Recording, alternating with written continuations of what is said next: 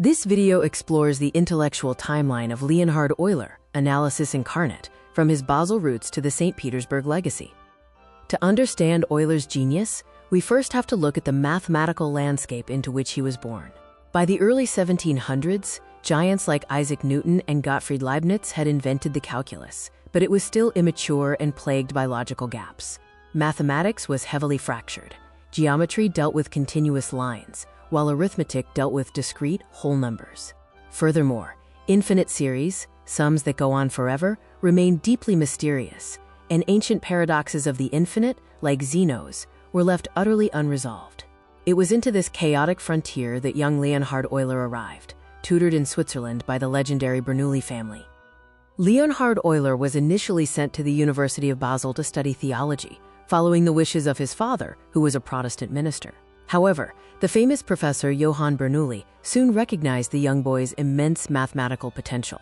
While Bernoulli refused to give him private lessons because he was too busy, he gave Euler valuable advice to read difficult mathematical texts on his own and allowed him to visit every Sunday afternoon to explain any obstacles.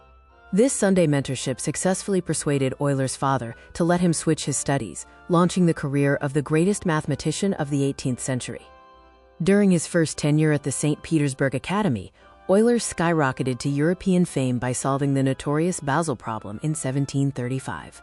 Posed by Pietro Mengoli in 1644. This problem asked for the exact sum of the infinite series of inverse squares, 1 over 2 square plus 1 over 3 square plus 1 over 4 square plus and so on. Top mathematicians, including Leibniz and the Bernoullis, had failed to find a closed form. Euler solved it by proving the sum is exactly pi squared over 6. Euler found the solution by boldly treating the sine function as an infinite polynomial. Of course, Euler's original reasoning requires justification. 100 years later, Carl Weierstrass proved that Euler's representation of the sine function as an infinite product is valid by the Weierstrass factorization theorem. Euler was an empirical master who loved to experiment directly with numbers. He investigated unproved assertions left by Fermat and generalized Fermat's little theorem by introducing the phi function phi n, which counts the number of integers coprime to n. He also studied the harmonic series, introducing the famous gamma constant, gamma approximately equals 0.57721, in 1735 as the limit of the difference between the harmonic sum and the natural logarithm. Euler's duties at the St. Petersburg Academy were immensely demanding. Alongside pure mathematics, he tackled state projects dealing with cartography, naval science, and acoustics.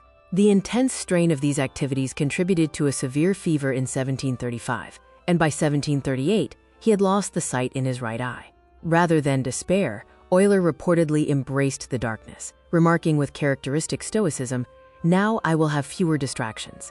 1741, Euler moved to the Berlin Academy at the invitation of Frederick the Great. There, in 1748, he published his masterpiece, Introductio in Analysum Infinitorum, which effectively launched mathematical analysis by basing calculus on the theory of elementary functions rather than geometric curves. This work permanently standardized our mathematical language, establishing the function notation f of x, e for the natural logarithm base, pi for the circle's ratio, iota for the imaginary unit, and sigma for summation. The Introductio also presented the definitive formula connecting complex exponential growth with circular oscillation, e power iota x equals cosine of x plus iota times sine of x. When x equals pi, this equation yields Euler's identity, e power iota pi, plus 1 equals 0. This incredibly elegant equation seamlessly unites the four major domains of mathematics: analysis, geometry, arithmetic, and algebra, and gave mathematicians a massive push toward the complete acceptance of complex numbers. In 1737, Euler forged a golden key connecting continuous mathematical analysis with the discrete world of prime numbers. He established the Euler product formula, proving that the sum of the reciprocals of the powers of all natural numbers, the zeta function, is exactly equal to an infinite product taken over all prime numbers. By showing that this harmonic series diverges, he provided a profound new analytical proof for the infinitude of primes. In combinatorics, Euler formulated the Pentagonal Number Theorem, a cornerstone of partition theory that links infinite products and infinite sums.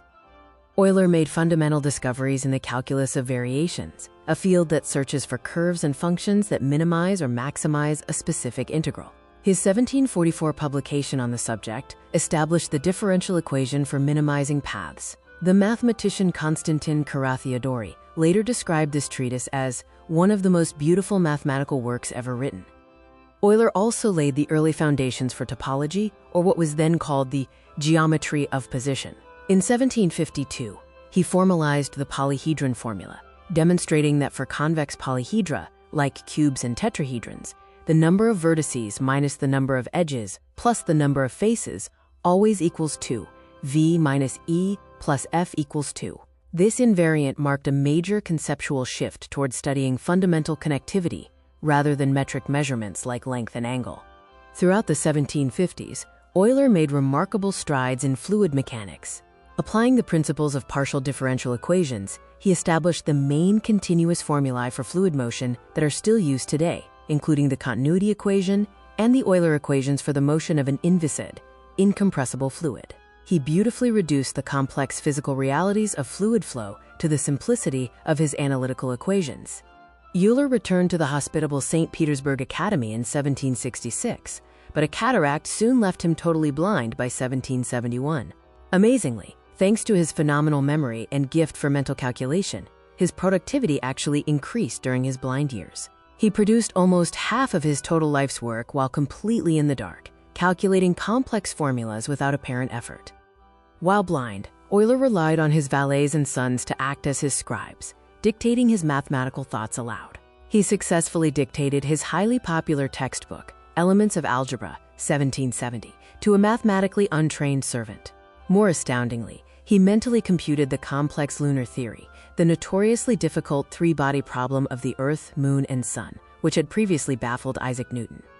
Euler also made brilliant advances with elliptic integrals, which arise when calculating arc lengths of curves like the ellipse. Inspired by Giulio Fagnano's geometric formula for doubling the arc of a lemniscate, Euler used his superb algebraic manipulative skills to discover general addition theorems for these complex integrals. He effectively demonstrated the algebraic addition theorem. Just as circular arcs add, so do elliptic arcs. Euler made conjectures on quadratic residues, laying the groundwork for later number theorists like Gauss, and revealing deeper structures of arithmetic. His work on continued fractions provided solutions to Pell's equation, a classic problem in number theory.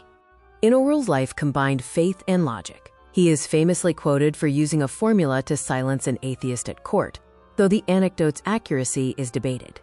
Euler's incredible intellect remained vibrant until his very last day. On September 18, 1783, he gave a mathematics lesson to his grandson, calculated the ascending motion of balloons on his slate, and discussed the newly discovered planet Uranus with his colleague Anders Lexell. Later that afternoon, while drinking tea, he suffered a fatal brain hemorrhage. After uttering, "I am dying," he lost consciousness.